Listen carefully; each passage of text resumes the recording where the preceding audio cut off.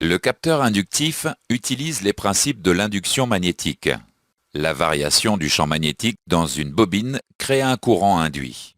La position du noyau par rapport à la bobine modifie le courant induit.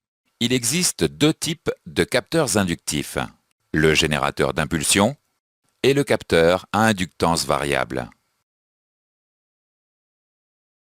Le générateur d'impulsion comporte une bobine enroulée autour d'un aimant permanent. Si on approche une pièce métallique, on modifie le champ magnétique. La modification du champ magnétique crée un courant induit dans la bobine. Si on éloigne la pièce métallique, on crée un courant induit inverse dans la bobine. Le générateur d'impulsion est souvent utilisé avec une roue dentée. Quand une dent s'approche, le signal augmente.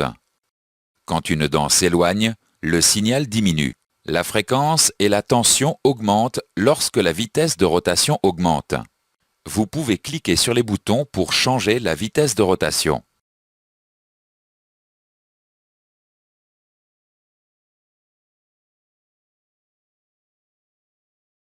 Le générateur d'impulsion est utilisé pour mesurer un déplacement, le plus souvent une rotation.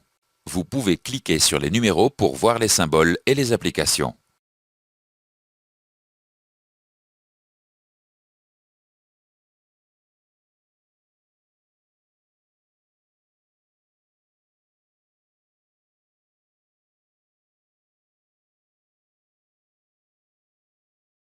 L'inductance est une propriété électrique d'une bobine. L'inductance dépend notamment du noyau situé au centre de la bobine. Le déplacement du noyau modifie l'inductance de la bobine. La bobine est alimentée par un signal alternatif.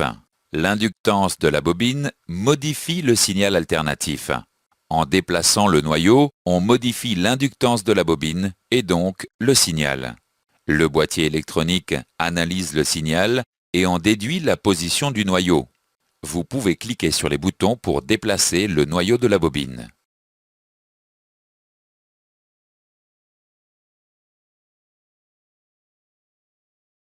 Le capteur à inductance variable est utilisé pour repérer la hauteur de caisse sur le système de suspension pilotée.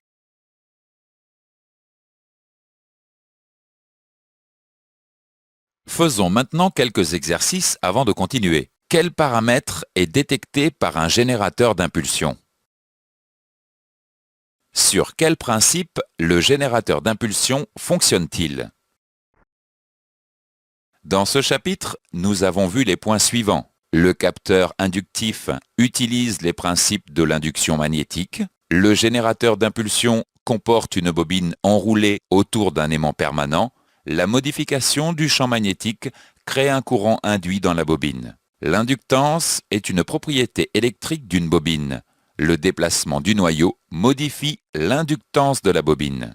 En déplaçant le noyau, on modifie l'inductance de la bobine et donc le signal. Le boîtier électronique analyse le signal et en déduit la position du noyau.